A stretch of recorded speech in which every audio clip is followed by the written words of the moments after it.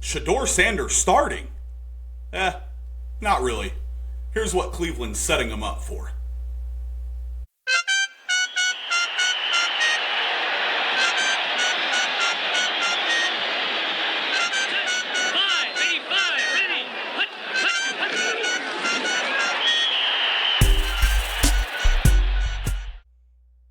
What's going on, huddlers? This is Eric here with the Heartland Huddle podcast, Chiefs, Lions, and NFL talk.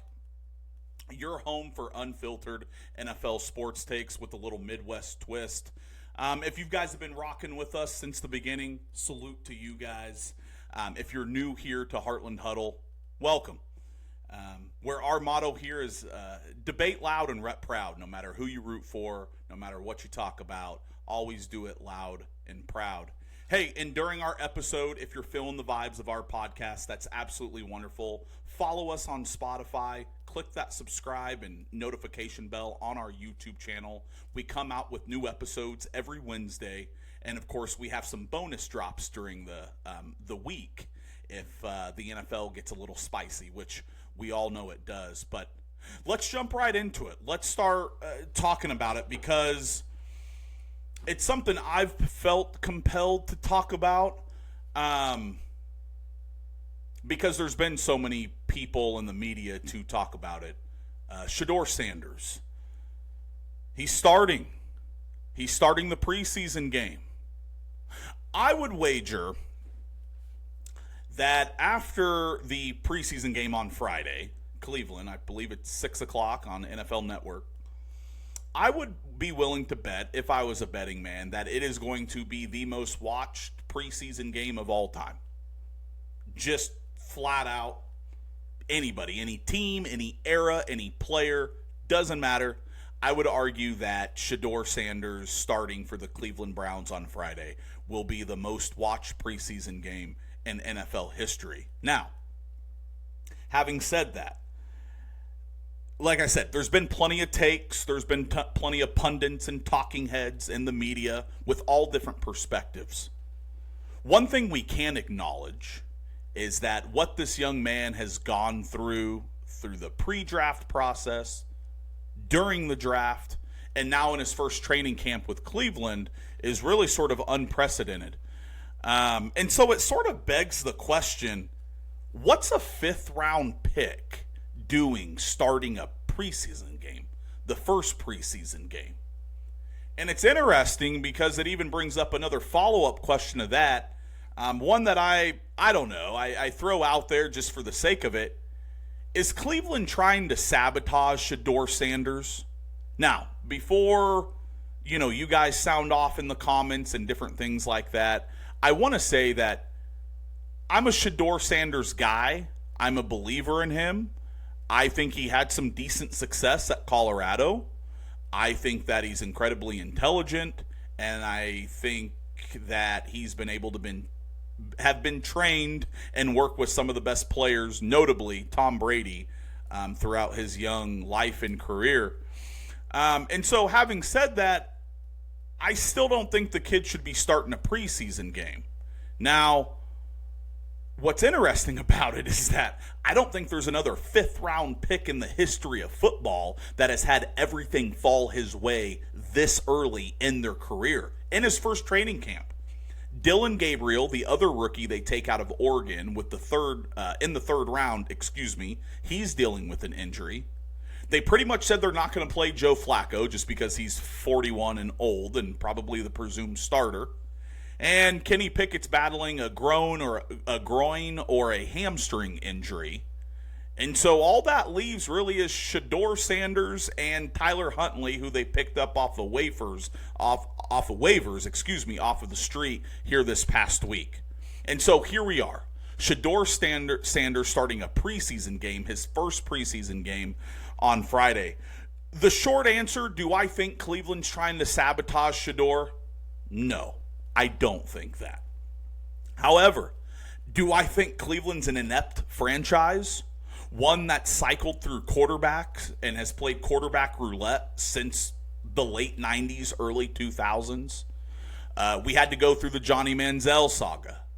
We had to watch their front office get rid of a very serviceable quarterback in Baker Mayfield.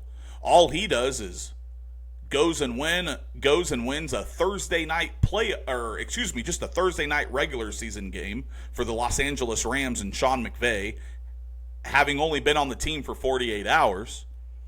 And then, of course, he goes to Tampa Bay and has a heck of a year. Gets awarded with a 30-plus a year $1 million contract. And he could still be starting in Cleveland. You essentially ran him out of there because of a bogus shoulder injury. I like Kevin Stefanski as a head coach. Now, here's the thing, right? Here's the real take of it all, is that I don't think they're trying to sabotage Shedeur Sanders, because I think these are real men who have families to feed and paychecks to make. And they're not going to sabotage their own careers by throwing in a fifth-round draft pick into a preseason game. But it's just interesting and sort of a unique situation. I find it very odd. But it's interesting because Cleveland does hold a lot of leverage in this situation. And the other part of it, too, Shedeur Sanders, he's going to be playing with backups against starters. Now, they're playing the Carolina Panthers. I don't know how great their starters are. But he's still going up against the number one defense, having never played a snap in the NFL, and he's playing with backup players in his first ever preseason game. Go in. Go perform, Shedeur. Like I said, altogether a very unique situation. I think at the end of the day, what it breaks down to, and this is just me, is that Shedeur Sanders, you have an opportunity to go play football in the National Football League. Here's your opportunity. Play well and perform. We've talked about your personality. Everybody's talked about what is presumed or seen as an ego. I see a lot of confidence. I see a guy who's smart and prepared, one that takes care of the football and knows exactly who he is. And so, just like your father, who always backed up his talk, you did all that talking pre-draft and during the draft. It is now time to back up that talk. I think you can, Shedeur. Once again, I'm a fan.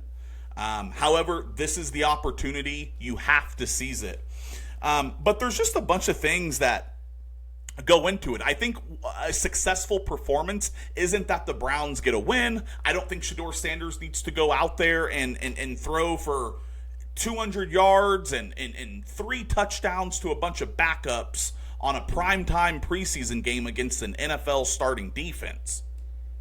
But heck, if you can go out there and be competent, if you can take care of the football, limit mistakes, clearly the play calling in Stefanski is going to be very vanilla. They're not going to run a whole lot. They're not going to show a whole lot. And you're dealing with the 5th round pick, a rookie in his first ever NFL action. They're not going to be running Andy Reid concept, Sean McVay. It's not going to be Kyle Shanahan out there and Ben Johnson running crazy stuff. This is going to be watered down. It's going to be vanilla. It's going to be very simple checks. It's just going to see how Shedeur Sanders can get in the huddle, call the play, remember the play, get his offensive line in a cadence and a rhythm, make sure there's no false start, sloppy play, and he can move the ball effectively with limiting the mistakes. And I'm curious to see it because I think he can.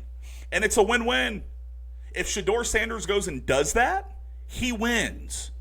Meaning, there's going to be a bevy of teams lining up, calling Cleveland and saying, hey, what do you guys want for the young kid? Do you guys want a 4th rounder? Do you guys want some players or some cash? Because I think Shedeur Sanders can be a future NFL starting quarterback. But then it's a win on the Cleveland side because they're getting free evaluation. All training camp so far is that, all the reports out of Cleveland, the beat writers, and different things for the Browns, all of the reports have been that Shedeur Sanders hasn't gotten any first-team reps. It's been all Dylan Gabriel and Kenny Pickett for the most part, a lot of Joe Flacco. They've split up practice fields. They've got multiple guys practicing on separate fields. They're trying to get reps to these guys through 7-on-7, through goal line drills, after practice, before practice, so on and so forth. Not to mention, they have a sixth quarterback on their roster in Tyler Huntley. We all know Deshaun Watson re-ruptured his Achilles. He'll probably be out most of the 2025 season. So he's an afterthought. And so we've got all these reports that Shedeur Sanders hasn't worked with the ones. He hasn't worked with the starters. And here he goes. He's going to play with the backups against the number one defense. And so Cleveland gets free evaluation. Because is Joe Flacco the answer or the quarterback of the future, people? Absolutely not. We know that. He's 41 years old. He's a journeyman at this point. He won a Super Bowl 13 years ago with Baltimore. We know he's a journeyman. He's not the quarterback of the future. Does anybody think Dillon Gabriel has a shot? No.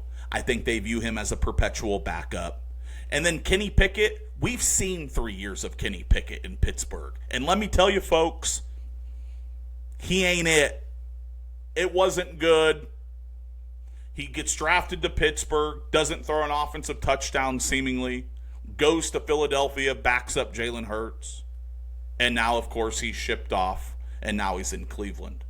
So if I'm the Browns, I'm saying, okay, Deshaun Watson is an afterthought. Tyler Huntley ain't it. Joe Flacco's not the quarterback of the future. And Dillon Gabriel's a backup. This is it, Shedeur Sanders, and we got you for a bargain. So going to be very interesting. I think it's a win-win on both if Shedeur plays well. I think that tampers down a lot of the different narratives. I think that allows Shedeur Sanders to get himself on tape, and there's a lot of interest around the league when it comes to that. And so it also begs the question, too, is patience the key to evaluation for NFL teams? Well, hell, we've seen Patrick Mahomes sit behind an Alex Smith. We've seen in the 80s and 90s, most quarterbacks didn't get off on the field until they were darn well 30 years old. Steve Young sit behind Joe Montana, develop. Aaron Rodgers behind Brett Favre. There's a myriad of different examples throughout the NFL history of quarterbacks sitting. Well, especially fifth-round picks. I mean, fifth-round picks don't usually get drafted to be starters right away. And I truly think Cleveland really views Shedeur Sanders like he could be the starting quarterback. Now, what's looming around the NFL? What's the cloud that is over? I should say sunshine, really. That is shining over the downtrodden teams in the NFL. Well, it'd be a guy by the name of Arch Manning who plays for the University of Texas there in Austin. And that Cleveland's going, well, hell, if Shedeur don't work out and Dillon Gabriel's a backup and Joe Flacco ain't it and Tyler Huntley ain't it and Deshaun Watson does whatever the heck Deshaun Watson does, well, maybe we have enough draft capital. Maybe we throw all our cards in and we try to go get Arch Manning after this season. Of course, would be presumably the number one pick in the draft. So it's just an interesting way all the way around. Once again, I'm rooting for Shedeur. And I think the Browns are too. And I think they have a meddling owner that is desperate, that is starving, that is hungry for star power at the quarterback position. Isn't that what's unique too? Shedeur brings the most star power and relevance and headlines and hoopla that any fifth-round pick or quarterback's ever brought to a team. And I think when you have an owner that essentially told his front office and staff and coaching staff to go get Shedeur Sanders in the fifth round, that if he's going to be serviceable and competent, his dad is who he is, and Shedeur can limit mistakes, play football, and perform well, well, heck, even if you don't win a bunch of games, and you go 5-12, heck, you're in the headlines. Shedeur's picture's all over the paper. Kevin Stefanski might have, resurrected a little bit here, right? And so all around, once again, it's an interesting, unique situation. I'm rooting for Shedeur. I think he's going to play well. I think the bravado is well backed up and well earned. And I really do hope he performs well because he deserves it. I don't really care about Cleveland, so I'm not going to say that they deserve it.